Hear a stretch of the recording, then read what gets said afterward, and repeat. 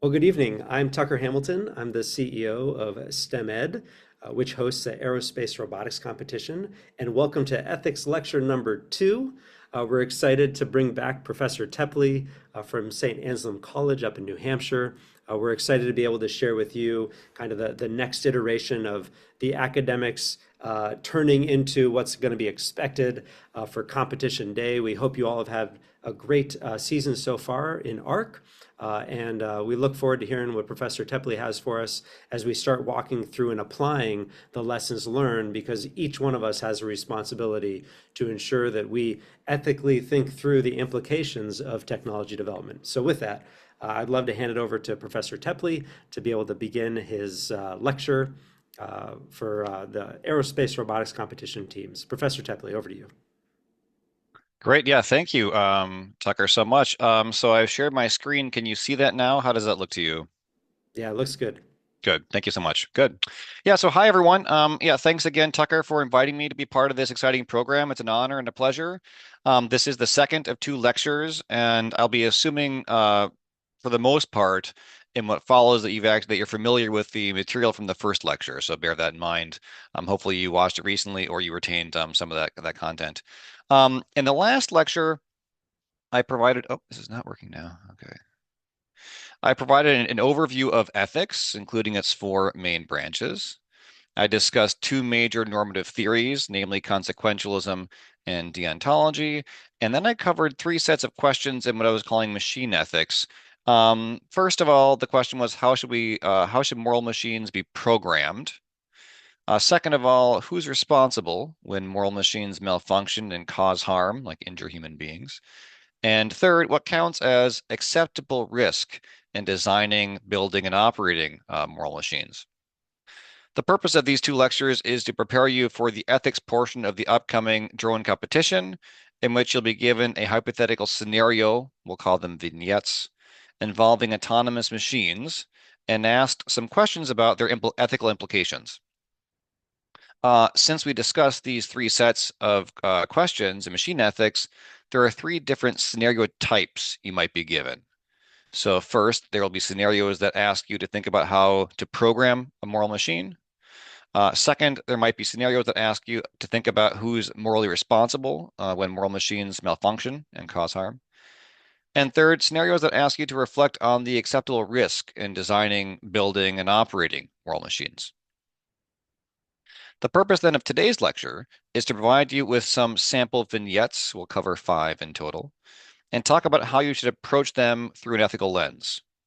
And since there are, as I said, 3 kinds of vignettes, the rest of today's presentation will be divided into 3 parts, one for each type of vignette.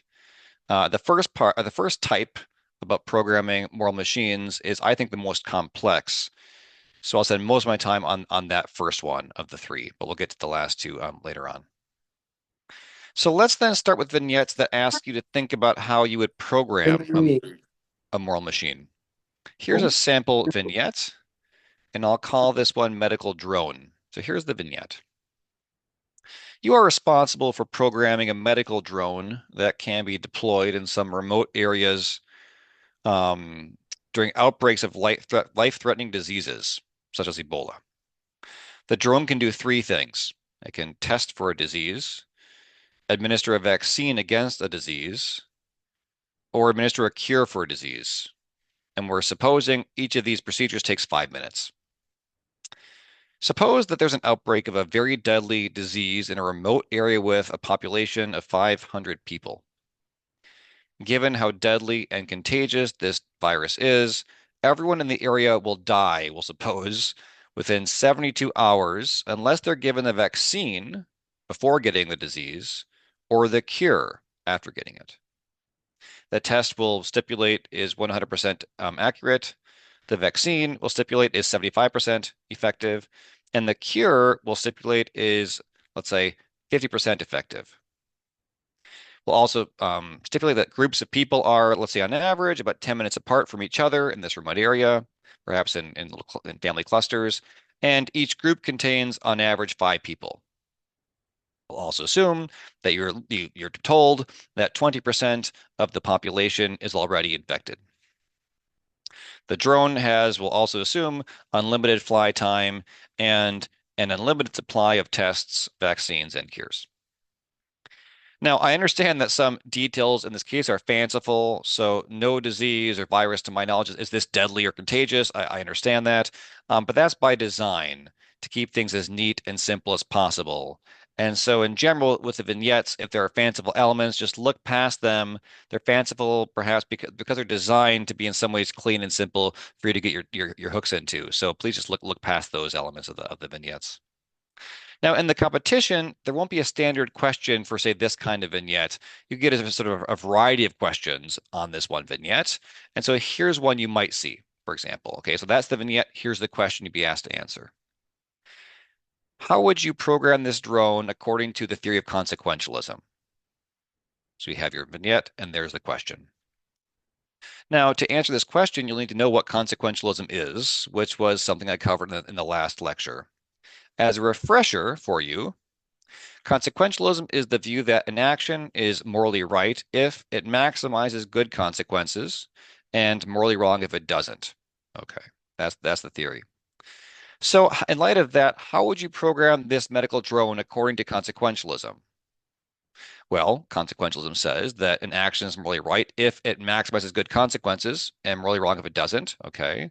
So clearly you want then to program the machine to maximize good consequences. And that's straightforward. The question is what in this case counts as a good consequence? And now this vignette is, I think, fairly simple. I'll go back to the vignette here. In this regard, there seems to be just one good consequence in this vignette, namely saving human lives.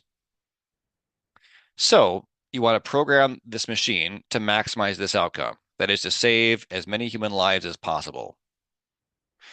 Given the details of the scenario, does this mean testing every individual person and giving them a cure if they have a disease and a vaccine if they don't? Or it would be more effective to administer just the vaccine to everyone, regardless of their infection status, and just skip the testing? Would that actually be more efficient use of the drone's time?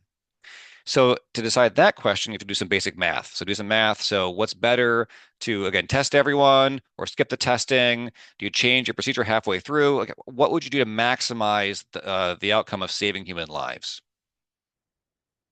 Now, as complex as this might sound, this vignette, it's actually, again, quite simple in one respect. There's just one good consequence, saving human lives.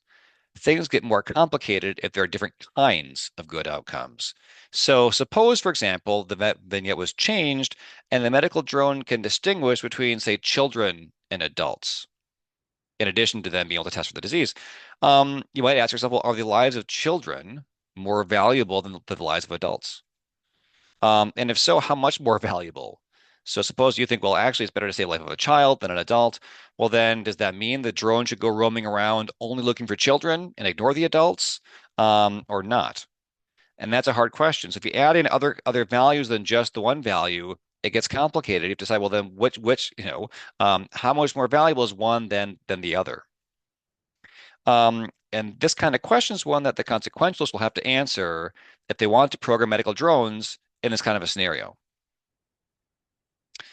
So to sum up, if you're asked in the competition how to program an autonomous machine according to consequentialism, you should do the following. First, determine which things count as good and bad consequences in the scenario. Second, determine the relative values of those outcomes. And finally, third, in light of those two things, the values and the relative valuation with regard to each other, and the details of the case, determine how to program the machine to maximize the outcome. That is, to produce the greatest net balance of good outcomes over bad ones.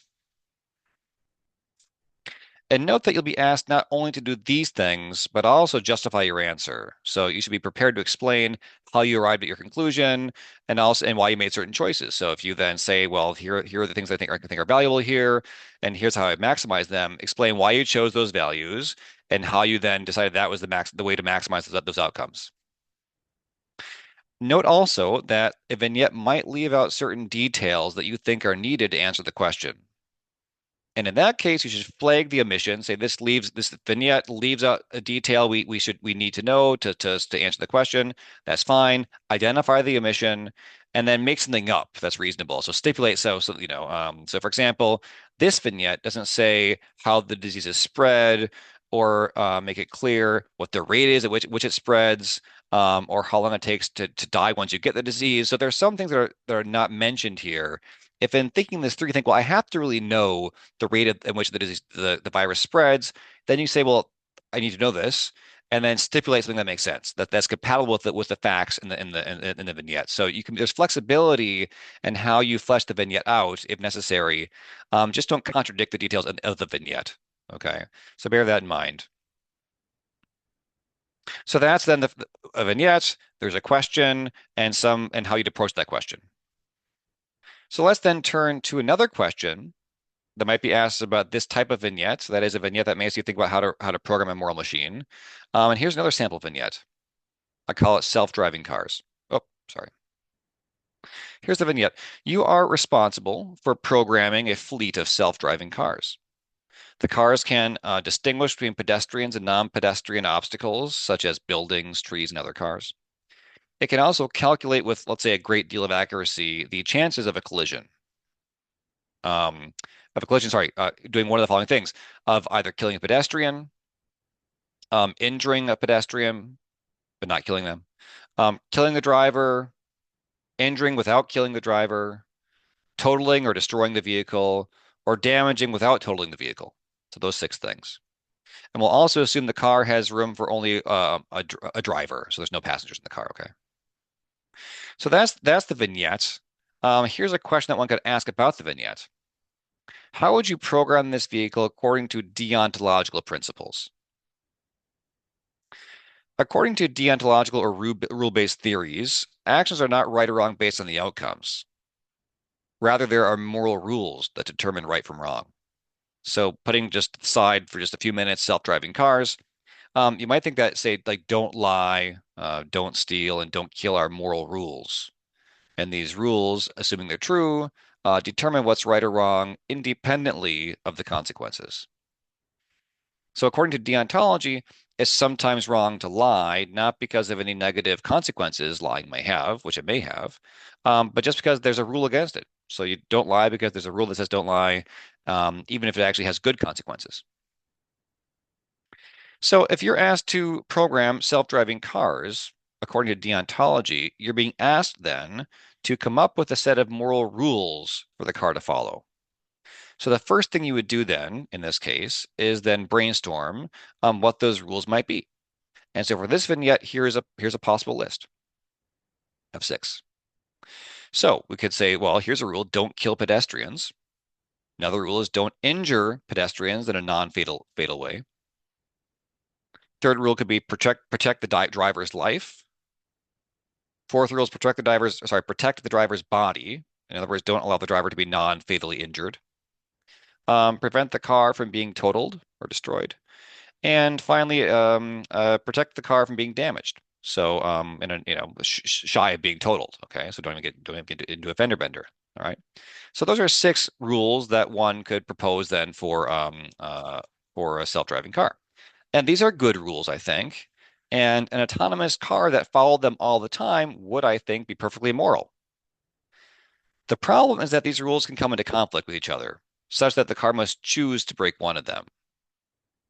So, for example, if the car is speeding toward a pedestrian and can avoid hitting them only by hitting a tree, which it predicts will kill the driver, then the car has to decide whether to kill the pedestrian or kill the driver. And so it can't follow both those rules from this list.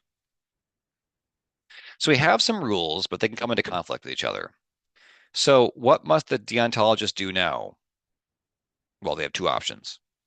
Either they rank the rules, saying that each rule must be followed unless it conflicts with the rule higher up the list. Or else, second option, they could specify under what conditions, when 2 rules come into conflict, one rule trumps another. Now, the first of these is much simpler, so we'll start there and then we'll go to the second one in a bit here. So here's one way of just ranking these rules. Okay, you could say, well, we're going to rank the rules, and you follow the rules unless it conflicts with the rule higher up the list. So here's one ranking. I'll call this the pedestrians first ranking. Rule 1, don't kill pedestrians.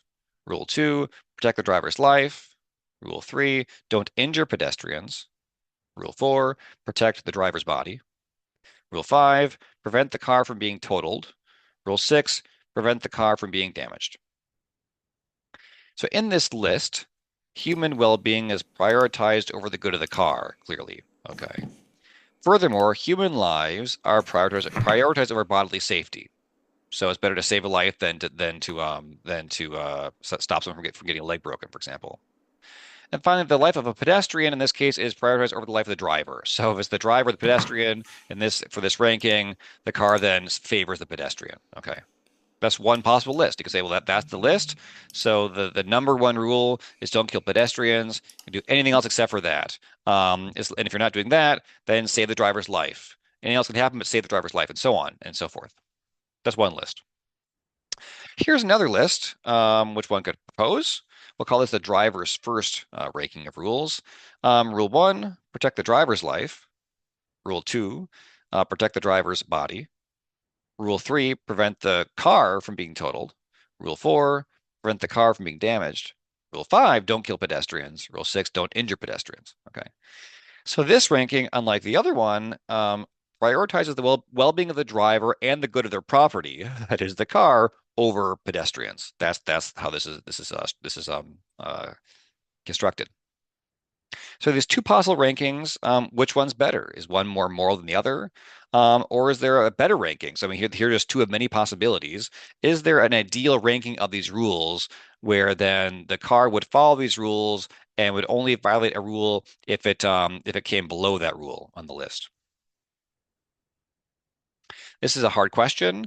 I'm going to stop there and let you decide for yourself. So if you had this kind of a question on the competition and you chose to rank your rules, some of the work with that would be and how you rank them and why you rank them a certain way.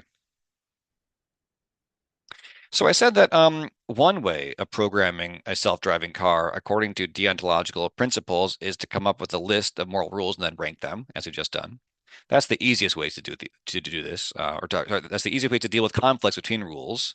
But it's probably not the best way. After all, suppose that that you think that a car must choose the life of the driver. Sorry. After all, suppose the car must choose between the life of the driver and 5 pedestrians, as there is here on the right. You might think in that case that the car should then favor the 5 pedestrians. But if it's only one pedestrian, the car should favor the driver. So I mean, you could think that if it's one and one, the driver should be protected. If it was 1 versus 5, then you save the pedestrians, not the driver. I mean, that's you could hold that view, and you can't represent that with a ranking as we've done above, because in the one case, the rule of saving the driver is prioritized, and the other is saving the pedestrians. So is there a way to program this into a machine where then you don't have a ranking, but under certain conditions, one rule trumps another rule? And the answer, of course, is yes, you can do that. Okay. It's going to be complicated, but you can program the car to prioritize different rules under different conditions. So given this number of pedestrians, do this. Given this number, do something else. That's certainly possible.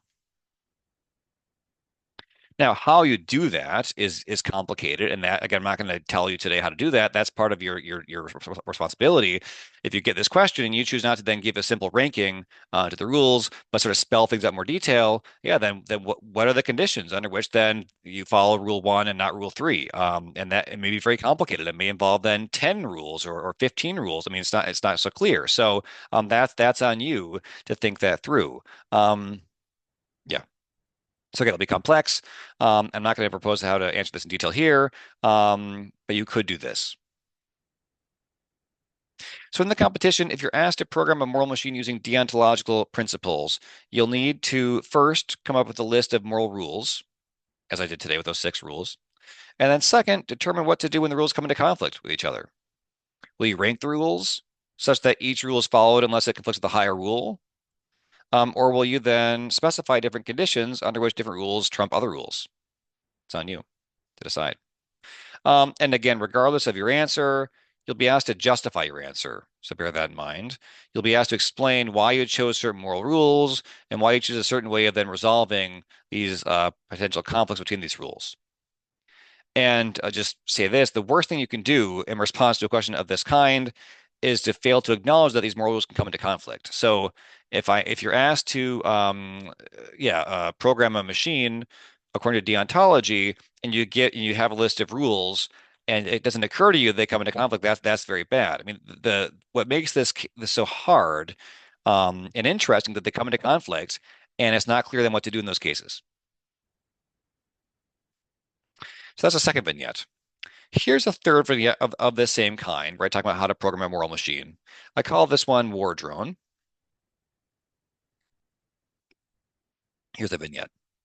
You are responsible for programming a fully autonomous military drone. The drone is capable of distinguishing between tanks and non-tanks, and between enemy combatants and civilians.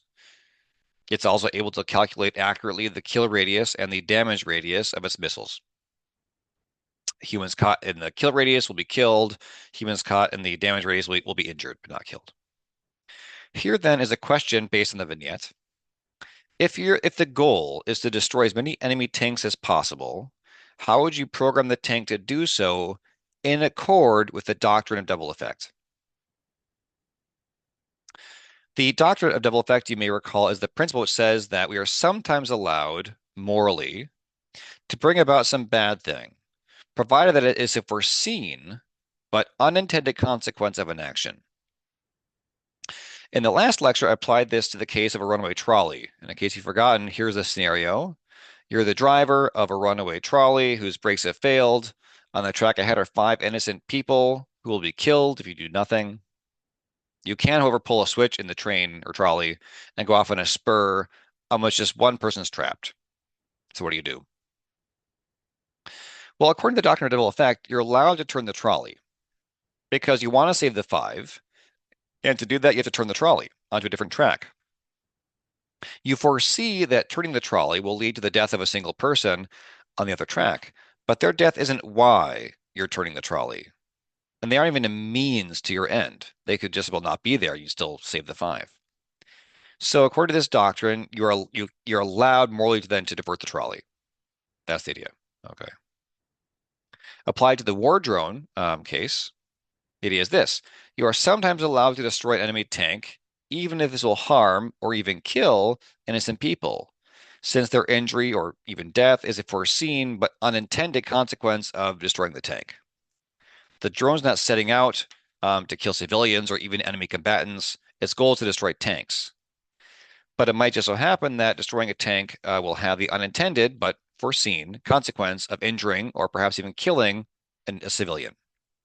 And that's unfortunate, but under certain conditions, morally permissible. Now, as I explained in the last lecture, the doctrine of double effect does not justify causing any amount of harm, provided it was foreseen but unintended. Okay. So I couldn't then turn the trolley away from 5 onto 100 people, and that would not make any sense. Okay. The principle has this sort of rider or caveat. It applies only when the good of the good effect is equal to or greater than the bad of the bad effect. So in this case, killing 1 is not is less than that bad is less bad than the good of saving the 5. All right. Whereas if there are 100 people on the track on the spur, that would be the badness of that would outweigh the good of saving the 5. So that's an important part of this question. How would you program this drone, this war drone, using the doctrine of double effect, is determining when the good of the good effect, in this case, destroying enemy tanks, is greater than or equal to the bad of any bad effect, in this case, than the death or injury of human beings. So in this scenario, I'll go back to it. In this scenario, clearly killing enemy tanks is good, and killing or injuring civilians is bad. Okay, that's very clear. But what about enemy combatants? So, soldiers on the other side of the battle. Should their deaths be considered good because they're the enemy, or bad because they're human beings, or just neutral? And this is a hard question. And in the competition, you'd have to decide that question. So part of the question is like, well, then, yeah, how are you going to value the lives of enemy soldiers? Is it a good thing, a bad thing, or a neutral thing? To keep things simple, just for tonight, I'm going to suppose that the lives of enemy combatants is neutral. That it doesn't it's not good or bad for our purposes. So they're not good about it, they're just irrelevant, I'll suppose. Then what's left for us to decide is this: how many civilian injuries or deaths even are worth the destruction of a single tank? Now, without knowing more details about this war, this hypothetical war that I made up, it's very hard to say. It's impossible to say. So you'll be asked to do your best in the competition, and again, just be prepared to then justify your answer. So you may have to fill in some details here to make sense of things. So, for example, if I were asked this question, I might do the following. I might say, well, I'm going to assume in my answer and stipulate that destroying these tanks is a very high priority. Because they're a key part of the enemy's ability to wage offensive war. So it's a very high priority. It's not a trivial military target. It's an essential military target for winning the war. Okay. Thus, I would say I think that the destruction of a single tank is worth the death of one civilian, and that all non-lethal injuries are just insignificant. So it's not worth killing two civilians or five, but it is worth killing one civilian. And anything that non-lethal, we're going to ignore. So five broken legs, that's worth it. With these values, that is, the goodness of destroying one tank is equal to the badness of one civilian death, and the lives and health of enemy combatants is irrelevant, we'll say, then I could program the war drone easily to follow the doctrine of double effect. And here's how I do it. Say, well, if the drone can destroy a tank and cause the death of one or no civilians, then it should do it. If not, then go on to the next tank. And that's the program. Very simple. What I hope you'll see here then is that this question is asking you not only to be familiar with the doctrine of double effect, but also how it works and how to wrestle with its complexities. So I mean, it's not always easy to apply because it involves then knowing the values of good and bad effects. And that's part of the challenge here. And in answering this question, you'll be asked then to grapple with that. And so you have to know the rule, but also know how to apply it and why it's hard to apply sometimes. So that's all I want to say for tonight about programming moral machines. The key takeaways are that with this type of vignette, you'll have to demonstrate a familiarity with some moral theory or principle, and then apply that theory or principle to the vignette. And regardless of the vignette and the question, you should be able to explain and justify your answer. So it's not just then giving an answer, it's then explaining how you got there, showing you understand the principle and how it works, and the complexity and how hard it is to apply them often. So so let's then turn to a second type of question you might be asked in the competition regarding how we assign moral responsibility when moral machines malfunction and cause harm. Here's then a different kind of vignette. So the first three are, although they had different questions, one involving consequentialism, one involving deontology, and one involving this doctrine of double effect, they were all about the same kind of thing, how to program a moral machine. That's one kind of vignette you could see. This is a different kind. Here's a vignette. A drone is set to autonomous mode and taking videos over a crowded outdoor music concert. It crashes and badly injures 3 people. An investigation reveals that the crash was caused by a software bug. In this case, we know the cause. It was a software glitch. Again, we could ask all kinds of things about this vignette that raise ethical questions. Here's one possibility you can see on the competition. Okay, here's the question. Under what hypothetical conditions, if any, would each of the following parties be at least partly morally responsible for the crash and the injuries caused by it? The 3 parties are the manufacturer of the drone, the company which owns and operates the drone, and then those in charge of the music concert in the venue. Now, of course, we could get more granular. The manufacturer would include software engineers, hardware engineers, production staff, quality assurance personnel, administrators, and so on. So there's a whole bunch of people that are grouped together under that one heading. But even so, we'll keep things simple tonight by focusing on these 3 broad groups: the manufacturer and all the people involved in that, whoever the company that owns the drone and operates the drone, and then we have the venue organizer they're responsible for the concert itself. So let's walk through each one of these. Let's begin with the manufacturer. And so here are some ways in which if these things were to happen, they would be at least partly morally responsible. Okay. So clearly, for example, they would be responsible if one of their software engineers made the bug on purpose with the hope of malfunctioning. And that would be an obvious case where somebody, a disgruntled employee plants the bug, they want it to malfunction, and they didn't catch it. Yeah, they'd be responsible, of course. Okay. But that might be unlikely that that's actually intentional. So let's put that aside for now. Um, Other possibilities, well, they could be responsible if they didn't test the drone very carefully. That's a possibility. Or if they lied to customers about the drone's reliability. So they claimed it was reliable and it wasn't reliable because they hadn't tested it, for example. Um, they would also be liable if they knew about the software bug and didn't bother to fix it. So they knew that there's this bug. They sell the drone anyway because it's cheaper to sell the drone without fixing it. Or if they knew about the software bug and they even made a patch to fix it, but then didn't disseminate the patch. So they have the drone, they found the mistake, they found they patched, they have a software patch, but they don't tell the customers about the patch. Well, I mean, then that's also a case where they might also be morally responsible for the drone crashing. So under any of those conditions, the manufacturer would be at least partly responsible morally for the drone crashing. Well, how about the company that buys and operates the drone? Under what hypothetical conditions might they be morally responsible for the crash and the injuries? Well, if they knew about the software bug and they flew the drone anyway. So if they knew about this bug from the manufacturer and they didn't bother to fix it or to worry about it, they just flew the drone anyway, that would be a problem. If there was a software patch available and they didn't install the software patch because they didn't bother to get around to that. If they modified the software themselves. In other words, if maybe they caused a software bug. So the vignette itself doesn't say where the bug came from. Perhaps these company jury-rigged the drone and they caused the bug themselves. That's a possibility. Or they were told by the manufacturer the drone was not intended for use over crowds. So perhaps the manufacturer says this is for use in nature, not over crowds. There's a risk involved with it being over crowds. Don't do that. They did it anyway. Or if they were aware of other incidents that were similar. So if drones of this type are known to have crashed a lot into crowds or crashed a lot in the field, and they were aware of that and ignored that fact, that they could also be responsible. So again, these are all different. They're all hypotheticals, but under any of those cases, they may also be responsible. Finally, what about the event organizer? So that the music concert venue, under what conditions could they be responsible? Here are two.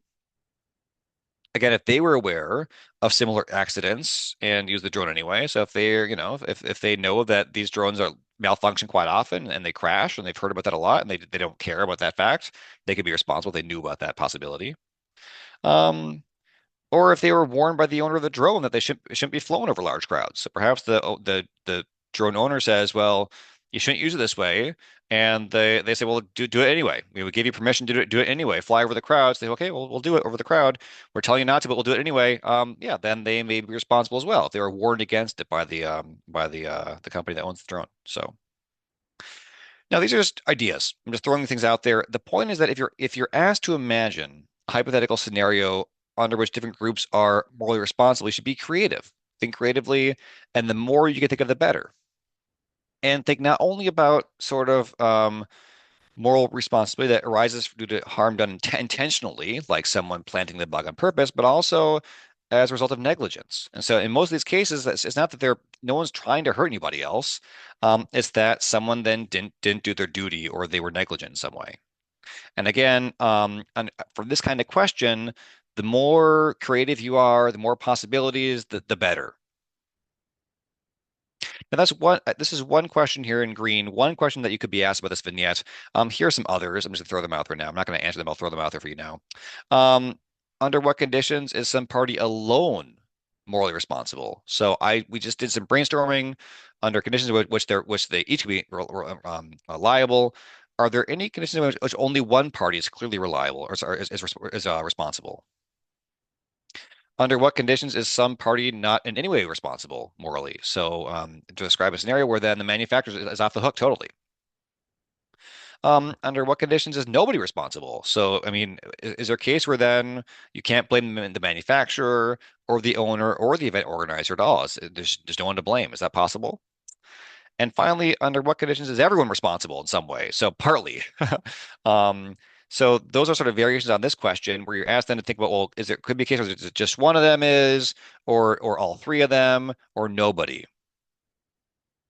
And I said it before, but I'll repeat it again.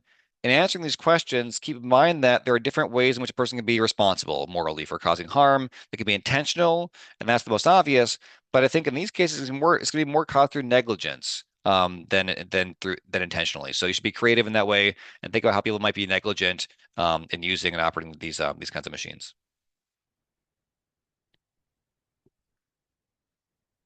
Let's go on then to the third type of thing question could be asked. So we've done two so far. How to program a moral machine, and then how to assess moral responsibility when a machine malfunctions and harms somebody. Here's the third kind of vignette you might see, third kind of question.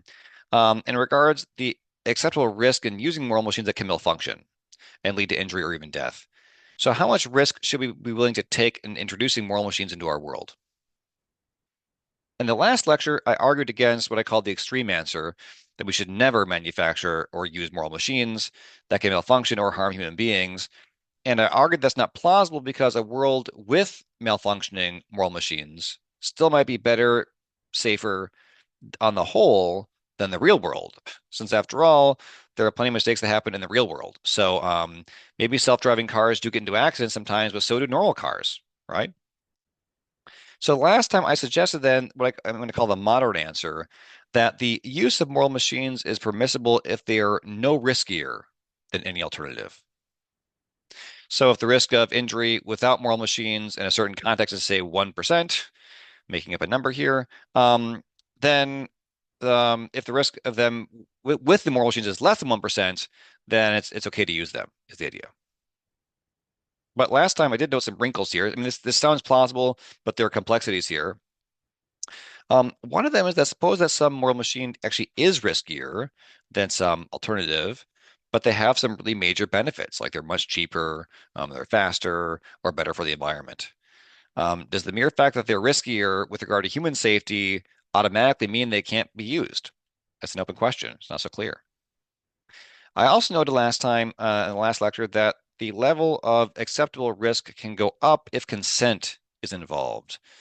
So if a person using moral machines is aware that it's riskier to themselves than some alternative, and they accept the risk, then it seems that they should be allowed to use those machines, right? So I mean, motorcycles, and they're not moral machines, but they're machines. They're riskier than cars, but if you know they are and you want to choose to drive a motorcycle, yeah, then you should be allowed to drive a motorcycle, right? So in light of this, here then is a vignette you can see at the competition. I call this one Risky Cars. Suppose the chances of getting into an accident driving a conventional car are 1 in 500 for every 1,000 miles driven, and the chances of a pedestrian getting hit by a car, conventional car rather, are 1 in 5,000 for every 1,000 miles walked outdoors. Here then is a question about this vignette. Suppose the chance of a self-driving car getting into an accident are greater than 1 in 500 for every 1,000 miles driven. Under what conditions, if any, would the use of this technology nevertheless be morally permissible? In other words, under what conditions, if any, would a self-driving car that's more likely to get into an accident than a conventional car nevertheless be morally permissible to use? So again, we're assuming it's riskier than a normal car. Is that allowed? Under what conditions would that be allowed morally to use that technology? And so in this question, you're then asked to be creative and to brainstorm and think, well, imagine different scenarios that are compatible with a vignette under which this actually would be allowed morally. And I've got four here for you. I'll read them off to you that are things that have occurred to me.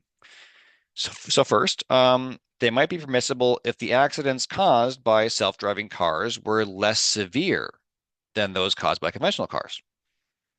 That is, perhaps these self-driving cars are more dangerous in terms of the number of accidents that they cause, but less dangerous in terms of how bad the accidents are. So the vignette just says there are more accidents with these cars, but look, if they're milder accidents on the whole, if few people die in these kinds of accidents, well, yeah, then that would make up perhaps for the larger number of accidents.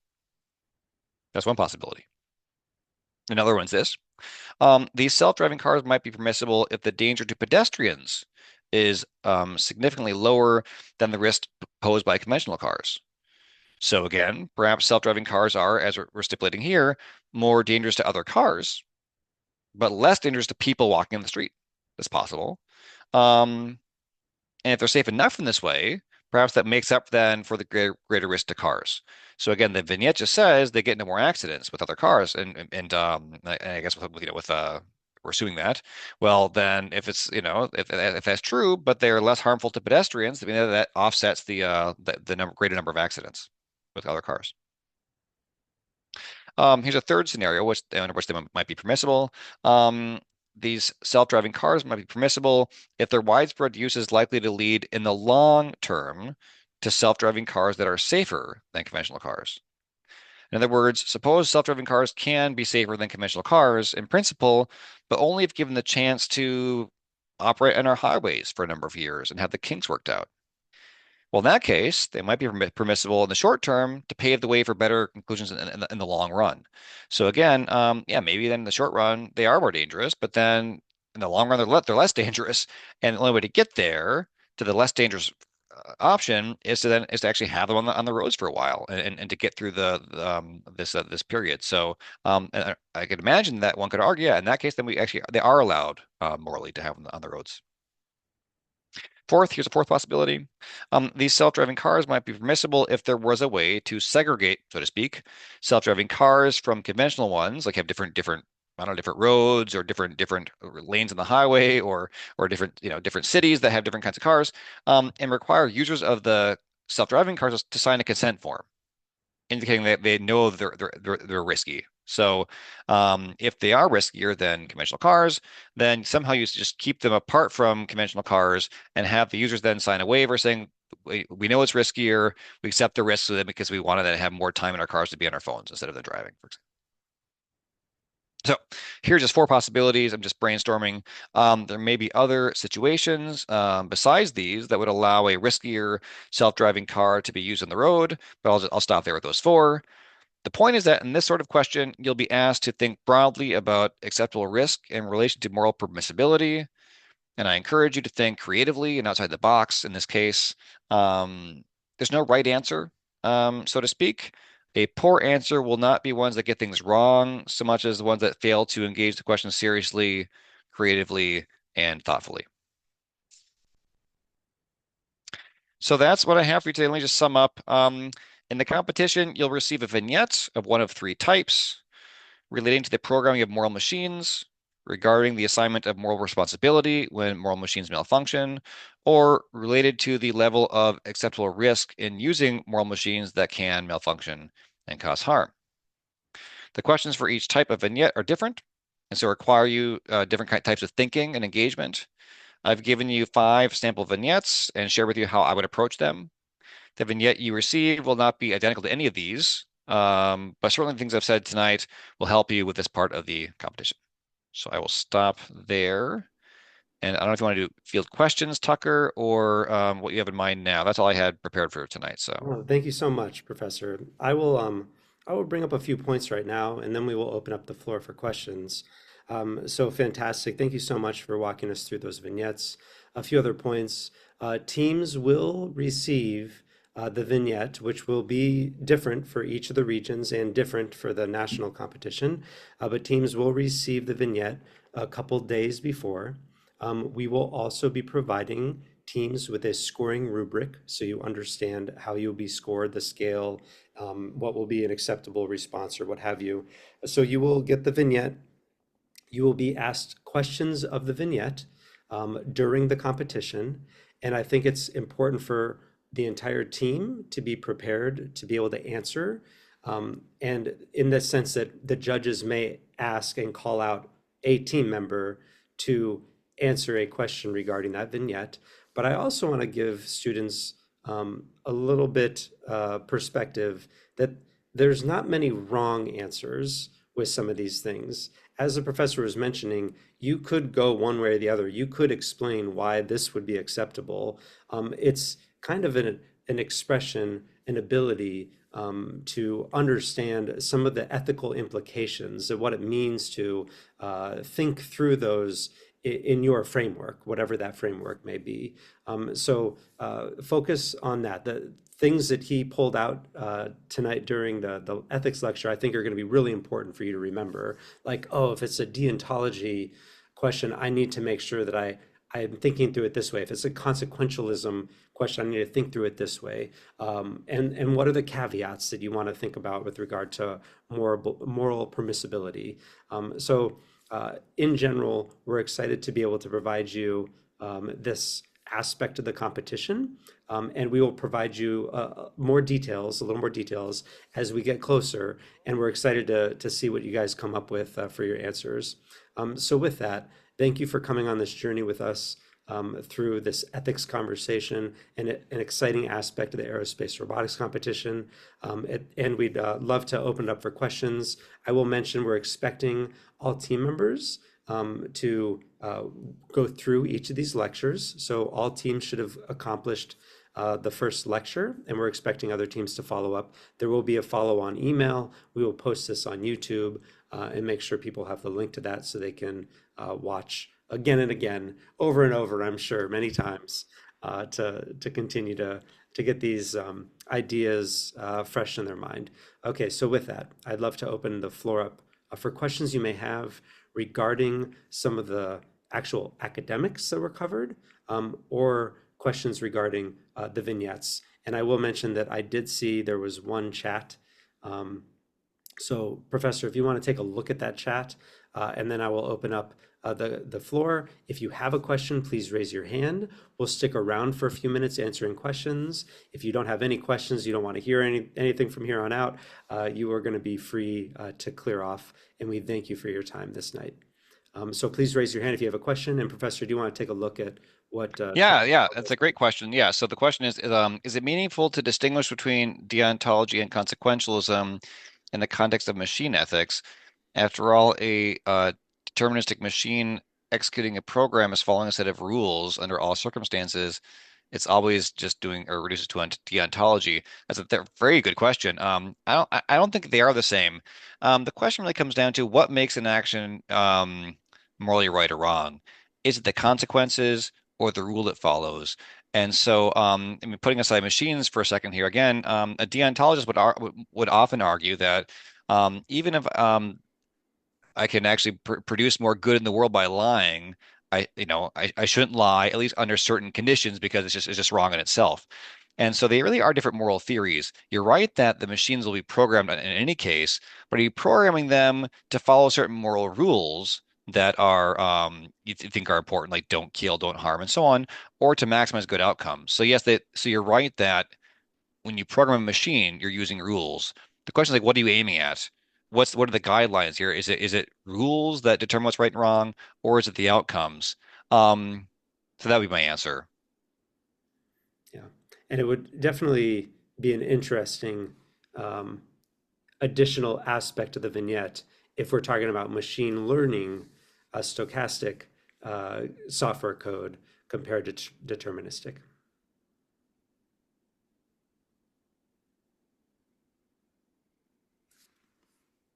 Are there any other questions that you guys have? I will add one thing, which is, I mean, this is not what the question is asking, but it is the case that let's say you took you took a deontological approach, and you didn't want to rank your rules. You wanted rather to give them say, well, under this condition, this rule trumps that rule. You could provide a ranking which maximized good outcomes. In which case, then your deontology would turn into consequentialism. So you're saying here it should all reduce to deontology. I could actually imagine the opposite, where you actually take a deontological approach, but you prioritize rules in such a way that you're always maximizing the outcomes, in which case then it actually turns into consequentialism, I think. So that is possible.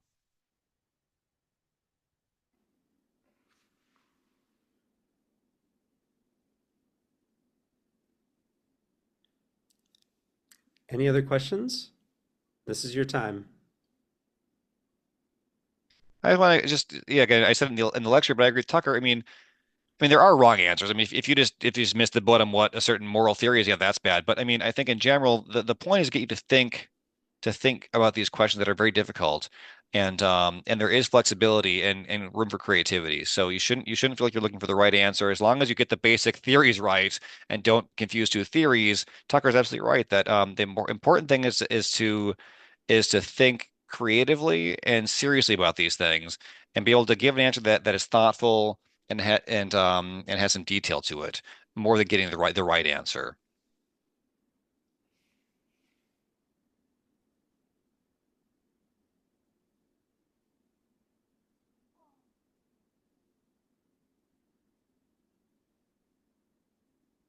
All right, we're waiting.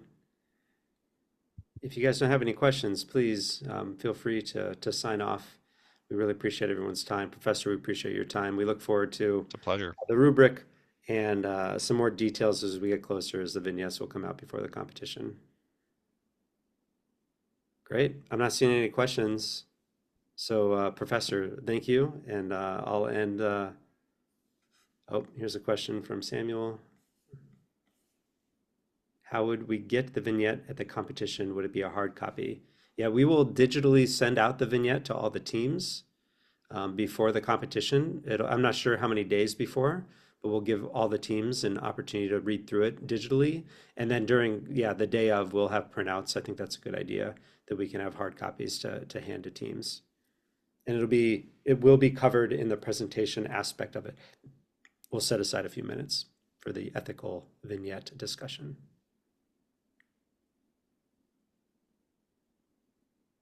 Any other questions? You can throw them in chat or. Okay. Have a wonderful evening, everyone. We'll see you in a couple of weeks at the competition.